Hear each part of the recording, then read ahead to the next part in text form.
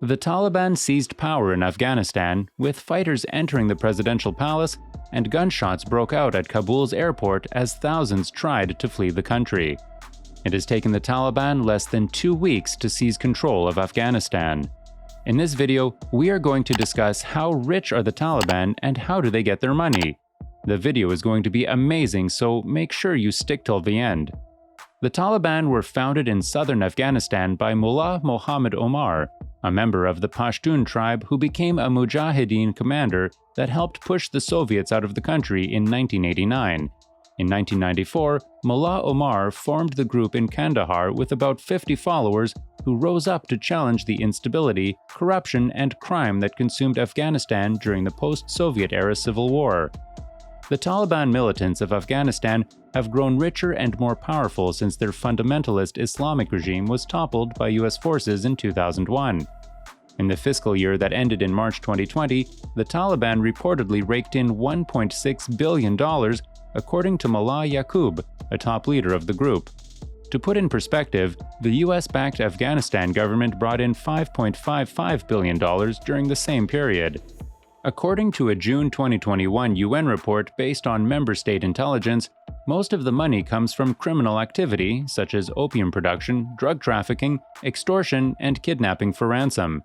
The UN report said Taliban leaders have also generated additional money from natural resources in areas under their control, including as much as $464 million last year from mining operations.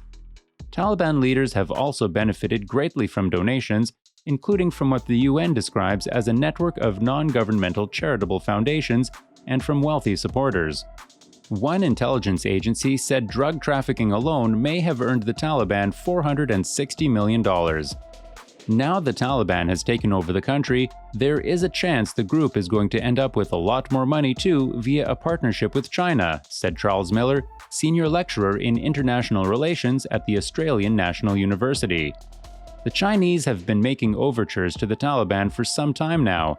I think the Chinese are looking to start doing business with the Taliban, and one of the reasons is Afghanistan has quite a lot of natural resources, especially lithium, which is used in batteries, and iron ore, he added.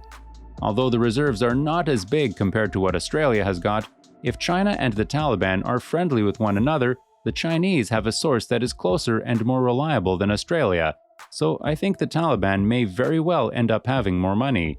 It wouldn't be surprising, as they invited a Taliban representative to Beijing a month or two ago.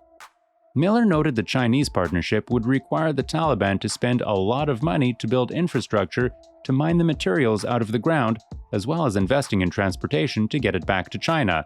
So a partnership wouldn't happen immediately, but could be on the cards in the future. While the Taliban's economic engine has got it this far, whether it will be enough for them to govern remains to be seen. As much as the Taliban makes, it is a lot less than the Afghan government's budget of $11 billion, 75% of which came from international aid. The Taliban is now free to consolidate its taxation of the opium and heroin trade, along with booming methamphetamine production. With the Taliban taking over the levers of the Afghan government, it can rapidly expand its war chest and armory with disastrous implications for the Afghan people and regional security. It controls customs and border crossings, along with central and commercial bank branches. The group can also exert greater oversight over and squeeze taxes from the last Hawala money transfer industry that serves as Afghanistan's de facto banking system. Taliban generate huge incomes from mining activities in iron ore, marble, copper, gold, zinc, and other metals and rare earth minerals.